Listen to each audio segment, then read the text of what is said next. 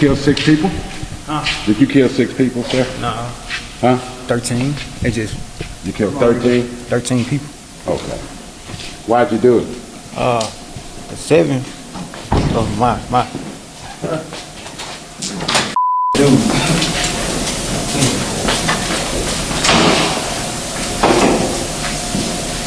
On Friday, January 9, 2026, at approximately 9 p.m., what began as a single emergency call in the quiet community of Cedar Bluff, Mississippi, quickly became one of the largest homicide investigations in the history of Clay County.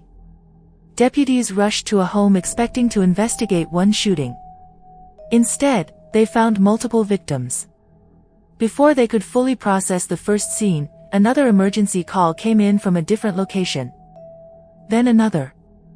Within a matter of hours, investigators were racing between 3 separate crime scenes, each revealing another piece of a growing and disturbing investigation.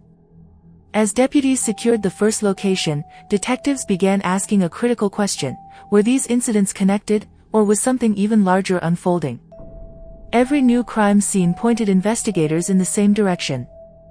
The evidence suggested that one suspect had traveled across the county, leaving behind a trail that investigators would spend months trying to piece together. By the end of the night, 6 people had lost their lives. The victims included a father, a brother, an uncle, a respected local pastor, the pastor's brother, and a 7-year-old child. What first appeared to be an isolated shooting had quickly become a case involving multiple locations, multiple victims, and a suspect who authorities say knew several of those who were killed. As officers searched the county, roadblocks were established, vehicles were tracked, and neighboring law enforcement agencies joined the operation. Investigators worked through the night, collecting evidence, interviewing witnesses, and building a timeline that would eventually lead them to 24-year-old Daricka Moore, who was taken into custody before midnight without further violence. But as the investigation continued, even more questions began to emerge. Why were these victims targeted? What connected the 3 crime scenes? What happened during the hours before the first 911 call? And what evidence convinced investigators they had identified the right suspect so quickly? In this video, we will carefully examine the events of January 9, 2026, following the investigation from the first emergency call to the arrest, reviewing what authorities say happened at each crime scene, the evidence made public, the charges filed, and where the case stands today. Every detail is based on publicly available investigative records and court proceedings, as this case continues to move through the legal system. You're watching True Crime Dead Signal, where every silence hides a secret, and every signal tells a story. Subscribe now for real true crime cases, disturbing mysteries, and unsolved investigations uploaded regularly. Before this case became national news, the 6 victims were living ordinary lives in and around Clay County, Mississippi. Although they came from different households, investigators said many of them were connected through family relationships or long-standing community ties. Clay County is a rural area where many families have known each other for years through churches, schools, work, and neighborhood connections. When investigators began identifying the victims on January 9, 2026, it quickly became clear that the case involved people who were familiar to many local residents. As authorities released their names, investigators also started examining how each victim was connected to the suspect and whether those relationships could help explain the timeline they were building. Understanding who the victims were became an important part of explaining how the investigation unfolded across 3 separate crime scenes. One of the victims was Glenn Moore, who was 67 years old and identified by investigators as the father of Daricka Moore.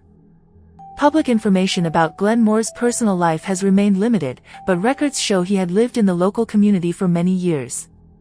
Investigators said he was among the first victims discovered when deputies responded to the initial crime scene.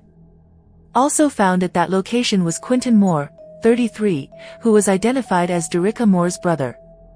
Like his father, very little personal information has been publicly released about Quentin beyond his identity and family relationship. Detectives documented the scene carefully while forensic teams collected evidence, photographed the area, and worked to establish the sequence of events that had taken place before law enforcement arrived.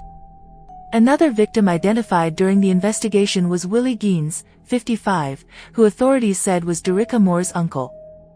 His connection to the suspect added another family relationship to the growing investigation. Detectives reviewed family backgrounds, interviewed relatives, and examined communication records to better understand how everyone involved was connected. Investigators also looked into whether there had been any events or interactions before January 9 that could help explain the timeline. At this stage of the investigation, officials focused on collecting facts rather than drawing conclusions, making sure each piece of evidence was supported by witness statements, forensic findings, or other investigative records before including it in the case.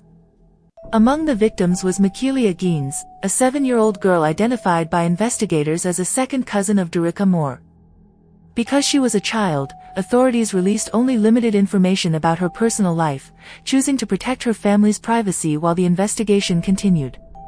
Her death became one of the most widely discussed parts of the case due to her young age. Investigators devoted significant attention to documenting the second crime scene, carefully preserving physical evidence and examining every detail that could help establish what had happened there.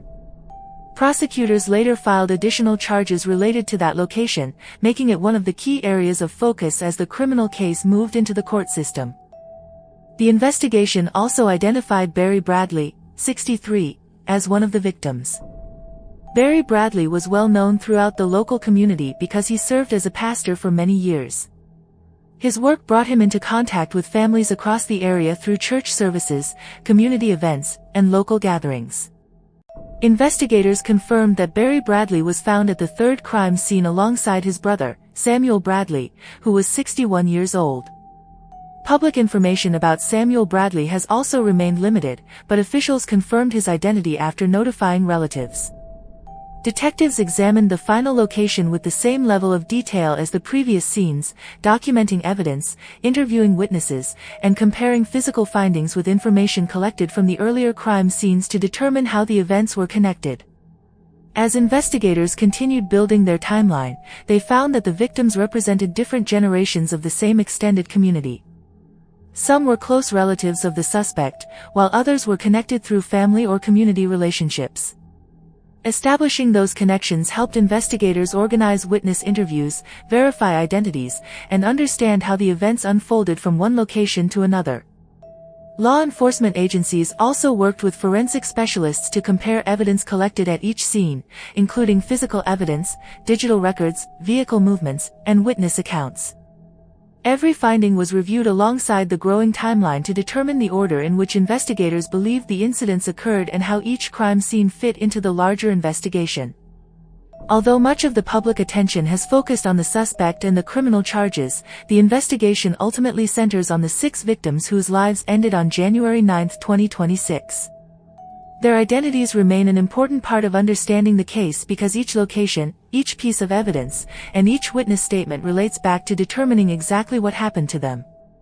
As prosecutors prepared for court proceedings, investigators continued reviewing forensic evidence, conducting interviews, and organizing the information that would later be presented during legal hearings.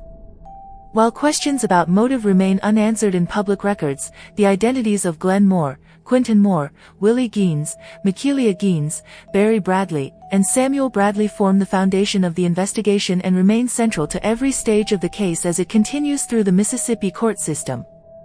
Before the events of Friday, January 9, 2026, very little information had been made public that suggested such a large criminal investigation was about to unfold in Clay County, Mississippi. The community remained quiet, and there were no publicly reported incidents indicating that 6 people would lose their lives within a matter of hours. As investigators later worked to reconstruct the timeline, they focused on gathering information about the days leading up to the attacks rather than making assumptions about what may have happened. Detectives interviewed relatives, neighbors, and anyone who may have interacted with the victims or the suspect before January 9. They also reviewed phone records, electronic communications, surveillance footage where available, and other evidence to understand the movements of everyone involved. Much of this investigative work took place behind the scenes and was not immediately released to the public because authorities wanted to protect the integrity of the case while evidence was still being collected. One of the first areas investigators examined was the relationship between Daricka Moore and the victims. Public records confirmed that several of the victims were members of his own family. Glenn Moore was identified as his father, Quentin Moore as his brother, and Willie Gaines as his uncle. Investigators also confirmed that 7-year-old Michaelia Gaines was a second cousin. Barry Bradley and Samuel Bradley were brothers and were respected members of the local community. Understanding these family connections became an important part of the investigation because detectives needed to determine whether the relationships could help explain the order of events or provide information about the suspects' movements before the attacks. At this stage, authorities did not publicly describe any ongoing family disputes, previous threats, or incidents that could establish a motive. Instead, they concentrated on verifying facts through interviews and documented evidence rather than speculation. As investigators continued building the timeline, they began tracing Daricka Moore's activities during the hours before the first 911 call. Law enforcement officers gathered information from witnesses who may have seen him earlier that day and examined any available evidence that could confirm where he had been. Detectives also looked into vehicle movements, communication records, and any digital information that could help establish a clear sequence of events. Reconstructing a timeline is one of the most important parts of any homicide investigation because it allows investigators to compare witness statements with physical evidence. Every detail, including estimated travel times between locations, was carefully reviewed to determine whether the evidence matched the timeline authorities were developing.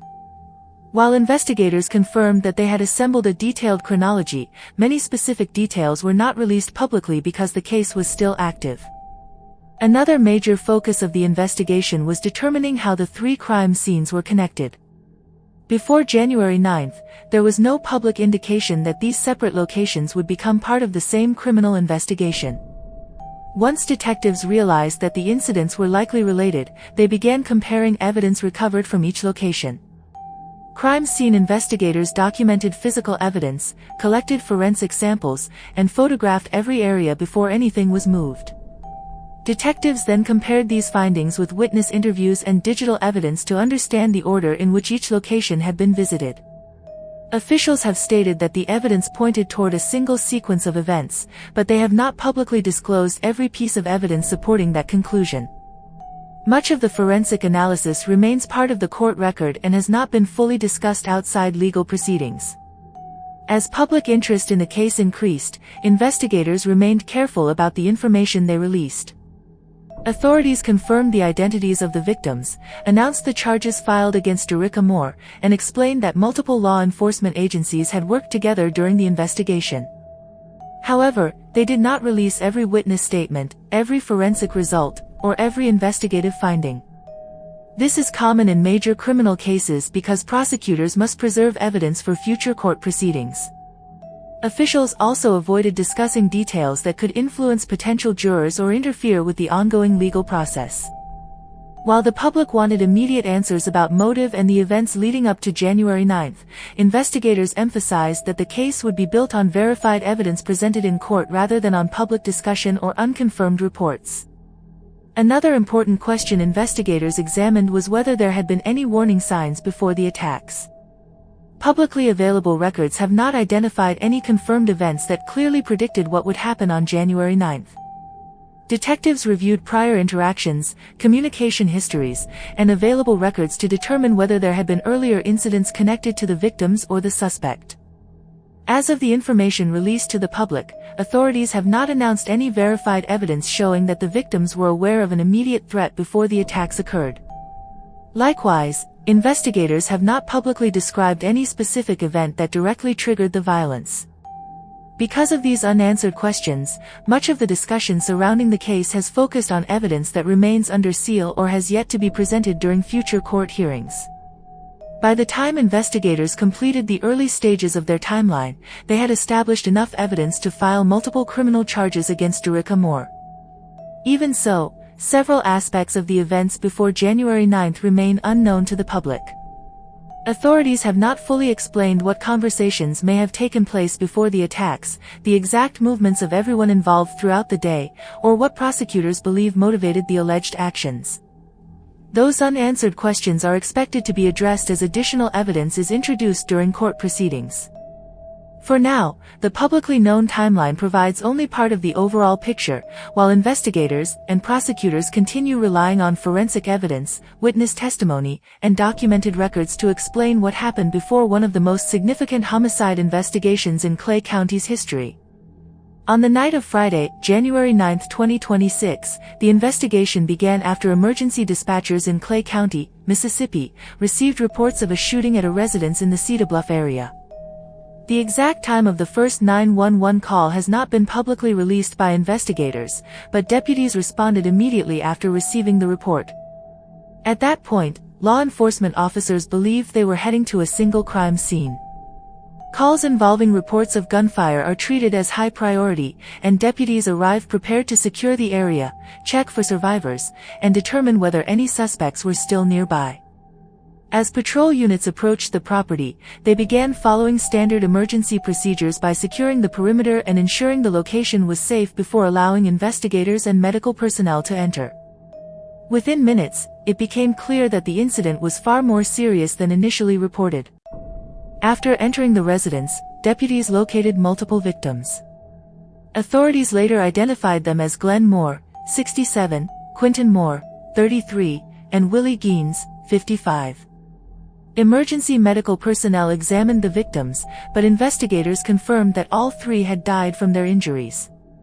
Once the victims were located, deputies immediately treated the property as an active homicide investigation. Additional law enforcement officers were called to assist with securing the area, controlling access to the property, and preserving anything that could later become evidence. Crime scene tape was placed around the residence, and investigators began recording the condition of the scene before any items were moved. Every action taken during these first moments followed established investigative procedures designed to protect the integrity of the evidence. As more investigators arrived, the first priority was documenting the entire scene exactly as it appeared. Crime scene specialists photographed every room, the exterior of the property, nearby vehicles, entryways, and any visible physical evidence.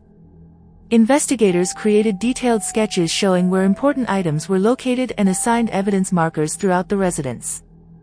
Every shell casing, bullet fragment, footprint, fingerprint, and possible source of DNA was carefully documented before being collected.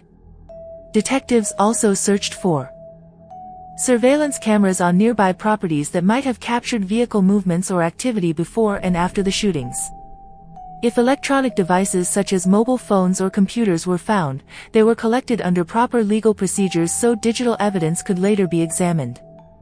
This careful documentation would become essential when reconstructing the sequence of events during the investigation. While forensic teams processed the residence, detectives worked to identify the victims and notify their next of kin. Investigators reviewed identification documents found at the scene and confirmed the identities through official records. Once those identities were verified, trained officers were assigned the difficult responsibility of informing family members before names were released publicly. Detectives also began examining how the three victims were connected and whether those relationships could provide information about what had occurred before deputies arrived. Public records later confirmed that Glenn Moore was the father of Daricka Moore, Quentin Moore was his brother, and Willie Gaines was his uncle. These family connections immediately became an important focus because investigators needed to determine whether they were relevant to the developing timeline. During the early hours of the investigation, detectives also began interviewing anyone who might have information about the events leading up to the shootings. Neighbors were asked whether they had heard gunfire, noticed unusual vehicle activity, or seen anyone entering or leaving the property. Investigators documented every statement carefully, even if a witness believed the information was insignificant. They also requested home surveillance footage from nearby residences and businesses, hoping cameras might reveal vehicles traveling through the area before or after the incident. At the same time, detectives reviewed phone records and emergency dispatch logs to establish the exact sequence of events surrounding the first 911 call. Every witness interview was compared with physical evidence to determine whether the accounts matched what investigators observed at the scene. As detectives continued processing the residence, new information began reaching the command center. Investigators learned that another serious incident had been reported at a different location in Clay County. At first, Officers could not confirm whether the reports were connected, but similarities quickly began to emerge. Supervisors assigned additional personnel to coordinate resources between the two investigations while keeping the first crime scene secure. No evidence was removed from the property until it had been photographed, measured, labeled, and properly documented. Investigators understood that every detail collected at the first location could later help explain events occurring elsewhere. Because of this possibility, they maintained strict control over the scene while forensic specialists continued their examination late into the night. By the time investigators completed the initial processing of the first crime scene, they had gathered a significant amount of physical evidence and recorded numerous witness statements. However, they also realized the investigation was expanding beyond a single location. Information collected at the residence would later be compared with evidence recovered from additional crime scenes, allowing detectives to build a detailed timeline of the night's events. The first scene became the starting point for a much larger investigation that would involve multiple agencies, forensic experts, and prosecutors. Although many questions remained unanswered that night, the evidence documented at this residence formed the foundation of the criminal case and guided investigators as they followed new leads that would eventually direct them toward the suspect and the next stages of the investigation. While investigators were still processing the first homicide scene in Cedar Bluff on the night of Friday, January 9, 2026, another emergency report directed deputies to a second residence elsewhere in Clay County. At that point, law enforcement officers had not yet confirmed whether the two incidents were related. However, because both calls involved reports of violence occurring within a relatively short period of time, investigators immediately began comparing the information being received from both locations. Supervisors assigned additional deputies, investigators, and crime scene specialists to the second address while keeping the first scene secured. Communication between responding units became a priority as officers shared updates through dispatch and command personnel worked to organize the growing investigation. Detectives understood that if the two incidents were connected, every minute could be important in identifying a suspect and preventing additional violence. When deputies arrived at the second location, they secured the property before beginning a careful search of the area. Investigators soon confirmed the presence of another victim. Authorities later identified her as Michaelia Gaines, a 7-year-old girl who was related to the suspect through extended family. Emergency medical personnel responded alongside law enforcement, but investigators confirmed that she had died from her injuries.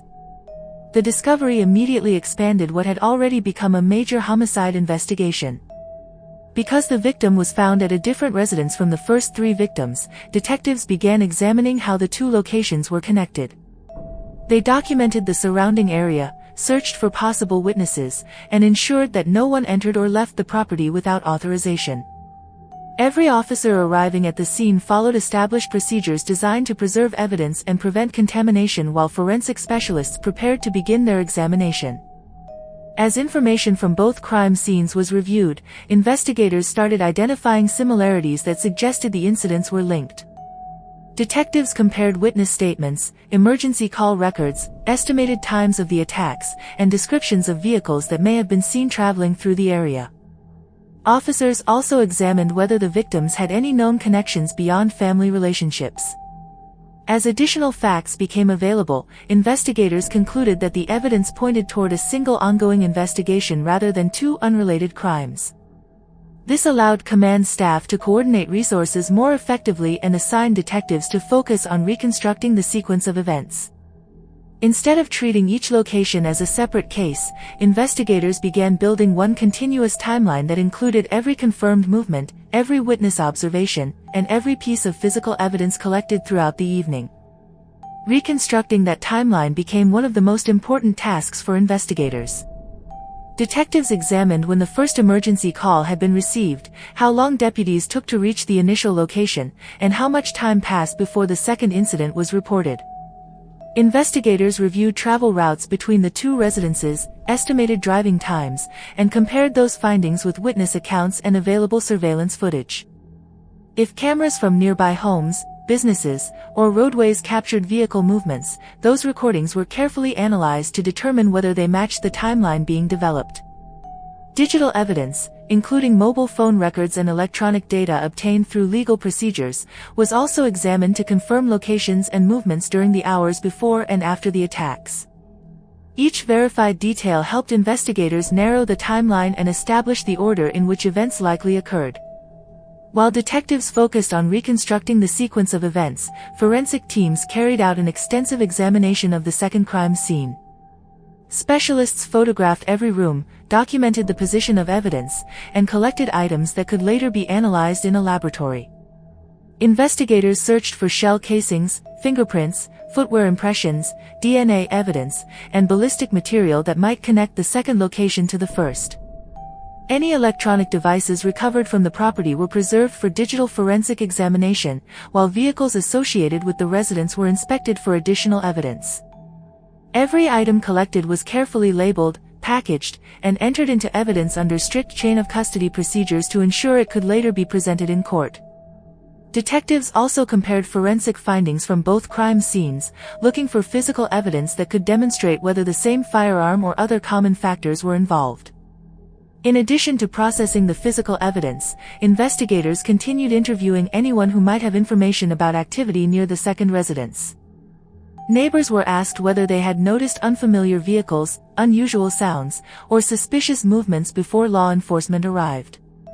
Detectives documented every statement and compared witness observations with the timeline already being assembled. Investigators also looked into communication records involving individuals connected to the residence, hoping to determine whether any contact had occurred shortly before the attack. During this stage of the investigation, prosecutors later alleged that additional criminal offenses occurred at the second location, leading to further charges against Daricka Moore beyond the homicide counts. Those allegations became an important part of the criminal case and were included in court documents filed after his arrest. By the time investigators completed the initial examination of the second crime scene, they had gathered additional physical evidence and strengthened the developing timeline connecting the locations. The discovery of another victim confirmed that the investigation extended beyond the first residence and required a coordinated response involving multiple agencies and forensic specialists. Information collected from this location was combined with evidence recovered earlier, allowing detectives to continue tracking the suspect's alleged movements across Clay County. Although many investigative details have not been publicly disclosed because of the ongoing legal proceedings, the second crime scene played a critical role in establishing the sequence of events presented by prosecutors. It also provided investigators with key evidence that would later be compared with findings from the third and final crime scene as authorities worked to explain what happened throughout the evening of January 9, 2026. As investigators continued processing the first two crime scenes on the night of Friday, January 9, 2026, another emergency report directed law enforcement officers to a third location in Clay County, Mississippi. By this point, detectives had already begun comparing information from the earlier scenes and believed the incidents could be connected. Command personnel immediately dispatched additional deputies while keeping investigators stationed at the previous locations. Because the investigation had expanded rapidly, officers understood that preserving evidence at every property would be essential for determining the complete sequence of events. When deputies arrived at the third residence, they first secured the area to ensure there were no immediate threats before allowing investigators and emergency personnel to enter. The property was then treated as another active homicide scene, and officers established a secure perimeter to prevent anyone from entering without authorization. Once investigators entered the residence, they located two additional victims.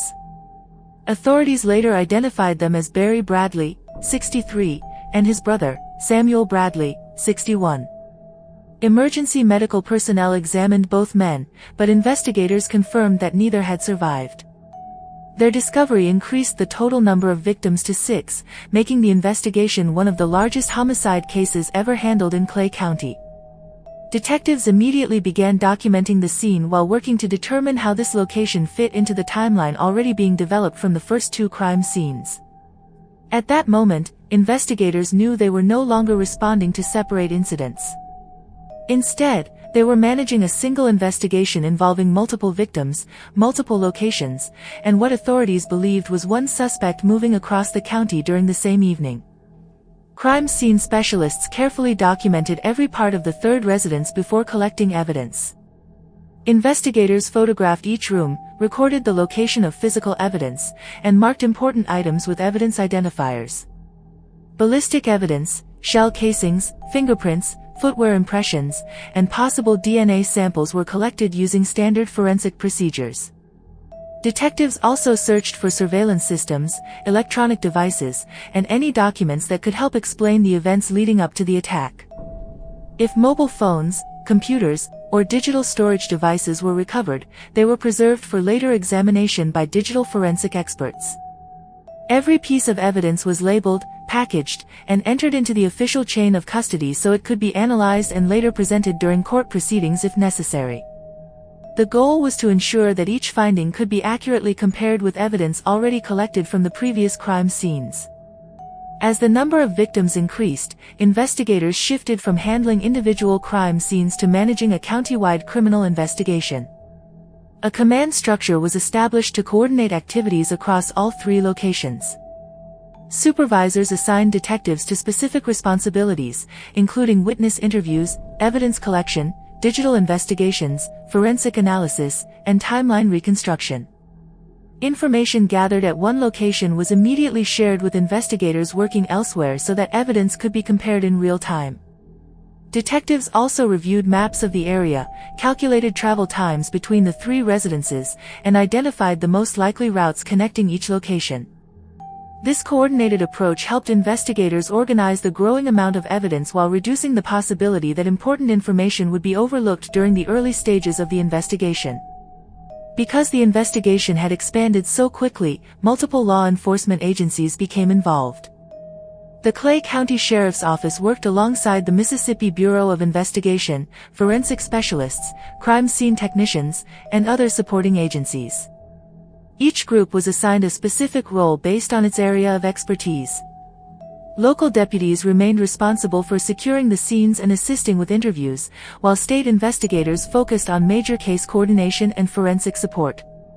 Crime laboratory personnel prepared evidence for scientific testing, including ballistic comparisons, fingerprint analysis, and DNA examinations. Prosecutors also remained in communication with investigators as evidence was collected, ensuring that legal procedures were properly followed throughout the investigation. This level of coordination allowed officers to process 3 separate homicide scenes while continuing the search for the suspect. While forensic teams remained at the 3rd crime scene, detectives continued interviewing anyone who might have information about the victims or activity near the residence. Neighbors were asked whether they had noticed unfamiliar vehicles, unusual sounds, or anyone entering or leaving the property before deputies arrived. Investigators compared every witness statement with physical evidence collected from all 3 scenes, looking for details that could strengthen the timeline. Digital investigators also examined communication records and electronic data obtained through legal procedures to determine whether they supported witness accounts. As additional evidence was reviewed, detectives continued narrowing the sequence of events that prosecutors would later present in court. Although many investigative findings have not been released publicly, officials stated that the evidence from the 3rd residence played a significant role in connecting all 3 locations into one continuous investigation. By the time investigators completed their initial examination of the 3rd crime scene, they had confirmed 6 victims across 3 separate locations within a single evening. The investigation had grown from one emergency response into a coordinated operation involving local, county, and state law enforcement agencies working together to process evidence, interview witnesses, reconstruct the timeline, and locate the suspect.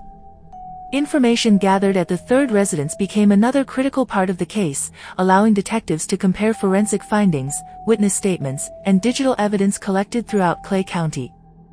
Although many questions surrounding the motive remain unanswered in public records, the work completed at this final crime scene provided investigators with additional evidence that helped support the criminal charges later filed against Daricka Moore and laid the foundation for the legal proceedings that continue as the case moves through the Mississippi court system. As investigators secured 3 separate crime scenes across Clay County, Mississippi, their attention quickly shifted toward locating the person they believed was responsible. By the late evening of Friday, January 9, 2026, detectives had already gathered information from witnesses, examined the early evidence, and compared reports coming from each location. Based on those findings, law enforcement agencies began sharing information through a central command structure so every responding officer had the same updates in real time. Detectives distributed descriptions connected to the investigation, including information about the suspected individual and vehicles that might have been involved. Because the investigation was still developing, officers were instructed to treat every report seriously while avoiding actions based on assumptions. Their goal was to locate the suspect as quickly as possible while ensuring the safety of the public and preserving the integrity of the investigation. Communication between agencies became one of the most important parts of the search. The Clay County Sheriff's Office worked closely with the Mississippi Bureau of Investigation, neighboring law enforcement departments, dispatch centers, and other assisting agencies. Investigators regularly updated one another with information collected from witnesses, forensic teams, and officers working at each crime scene. Every new detail was entered into the developing timeline and immediately shared with patrol units searching throughout the county. Dispatchers remained in constant contact with deputies on the road, relaying possible sightings, vehicle descriptions, and information received from members of the public. This coordinated approach reduced delays and allowed officers in different areas to respond quickly whenever new leads became available. One of the key priorities during the search involved identifying vehicles connected to the investigation. Detectives examined witness statements from all three crime scenes to determine whether anyone had seen vehicles arriving or leaving the properties before or after the attacks. Investigators also reviewed available surveillance footage from nearby roads, businesses, and residential security cameras whenever possible. According to prosecutors, the investigation later included allegations that vehicles had been taken during the events of that evening, making vehicle movements an important part of the case. Officers searched highways, rural roads, and nearby communities while comparing license plate information, vehicle descriptions, and travel routes that matched the timeline investigators had already established. Every reported sighting was investigated and compared with the growing body of evidence before being included in the official case file. As the search continued, law enforcement agencies established roadblocks at strategic locations throughout the county. Deputies selected roads that investigators believed the suspect could use while traveling away from the crime scenes. Officers stopped vehicles, spoke with drivers, and remained alert for any information that matched the descriptions they had received from investigators. These checkpoints also served another purpose by increasing police visibility throughout the area and encouraging anyone with information to contact authorities immediately. At the same time, additional patrol units monitored secondary roads and rural routes that could potentially be used to avoid the roadblocks. Every officer involved understood that locating the suspect quickly was essential because investigators were still determining whether there was any ongoing threat to the public. As information from witnesses, officers, and investigators continued to come together, deputies eventually identified the location of Daricka Moore. Authorities have stated that law enforcement officers located him before midnight on January 9, bringing several hours of searching to an end. Although officials have not publicly disclosed every detail of how they tracked his exact movements, investigators confirmed that the combined efforts of multiple agencies, witness information, and evidence gathered throughout the evening helped direct officers to his location. Once deputies located Moore, they followed established arrest procedures, approaching carefully while maintaining communication with other responding units. Their objective was to take him into custody safely without creating additional risk for officers or members of the public. According to investigators, Daricka Moore was arrested without further violence. Officers secured the scene, placed him into custody, and transported him for questioning while detectives continued processing the three crime scenes. Following the arrest, investigators began obtaining search warrants, collecting additional evidence, and documenting items believed to be connected to the case. The suspect was later transferred into the custody of the appropriate authorities, where prosecutors formally presented multiple criminal charges. Detectives also continued reviewing forensic evidence, digital records, and witness statements to strengthen the timeline and ensure every investigative finding could be supported by documented evidence before future court proceedings. Although the arrest marked the end of the immediate search, it was only the beginning of the legal investigation. Detectives still had to analyze forensic evidence, complete laboratory testing, compare ballistic findings, examine digital devices, and interview additional witnesses. Prosecutors later charged Daricka Moore with multiple counts of capital murder, first-degree murder, and several additional felony offenses connected to the events of January 9, 2026. The coordinated search conducted that evening demonstrated how local, county, and state law enforcement agencies work together under rapidly changing circumstances. By sharing information, establishing roadblocks, tracking vehicle movements, and following verified evidence rather than speculation, investigators were able to locate the suspect within hours and begin building the criminal case that continues to move through the Mississippi court system. Evaluate specific legal questions requested by the court, such as whether a defendant is competent to participate in legal proceedings or whether additional evaluations may be necessary. As of the latest publicly available information, the results of that evaluation have not been fully released. Because these reports often become part of court records, investigators and prosecutors have provided very little public information about the findings. The evaluation remains one aspect of the legal process that may receive further attention as the case continues through the Mississippi court system. At the same time, investigators have continued reviewing evidence collected from all three crime scenes. Although substantial evidence has already been gathered, forensic investigations often require weeks or even months to complete. Crime laboratories continue analyzing ballistic evidence, DNA samples, fingerprints, electronic devices, and other physical materials submitted during the investigation. Detectives also review laboratory reports as they become available, comparing scientific findings with witness statements and previously established timelines. If new information is discovered during testing, investigators may conduct additional interviews or request further forensic examinations. Every new result is carefully documented and added to the official case file before being shared with prosecutors. This process ensures that the evidence presented during court proceedings has been thoroughly examined and independently verified. Digital evidence also remains under review as investigators continue building the prosecution's case. Specialists examine mobile phones, computers, electronic storage devices, and communication records recovered during the investigation. Digital forensic experts may analyze location data, call histories, text messages, internet activity, and other legally obtained information that could help verify the movements of individuals connected to the case. Investigators compare this electronic evidence with surveillance footage, emergency dispatch records, and witness statements to determine whether the information supports the timeline already developed. Because digital examinations can uncover previously unknown details, investigators continue reviewing electronic records even after formal charges have been filed. Much of this information has not been released publicly because it may become evidence during future court hearings. Despite the progress made by investigators, several important questions remain unanswered. Authorities have not publicly explained every movement made by the suspect before the incidents, the complete sequence of events at each crime scene, or what prosecutors believe triggered the alleged attacks. Investigators have also not disclosed all witness statements or every piece of forensic evidence collected during the investigation. This limited release of information is common in active criminal cases, particularly those involving potential capital punishment, because prosecutors must protect evidence that could later be introduced before a jury.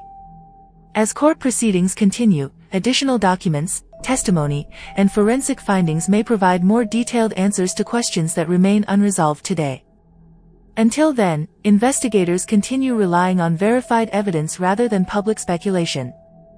As the investigation moves into the next stage of the legal process, the focus shifts from gathering evidence to presenting that evidence in court. Prosecutors will be responsible for explaining how the physical evidence, forensic testing, witness testimony, and digital records support the charges filed against Daricka Moore. The defense will have the opportunity to examine that evidence, challenge the prosecution's conclusions, and present its own arguments before the court. Until those proceedings take place, the full circumstances surrounding the events of January 9, 2026, remain incomplete in the public record. While investigators have established a detailed timeline and filed multiple criminal charges, questions regarding motive, the findings of the mental health evaluation, and certain investigative details remain open as the case continues through the Mississippi judicial system. And that's where today's case ends, but the questions remain unanswered. What do you think really happened? Let me know your thoughts in the comments below. If you enjoyed this investigation, make sure you subscribe to True Crime Dead Signal and turn on notifications so you never miss another case. Until next time, stay aware, stay curious, and remember, every signal tells a story.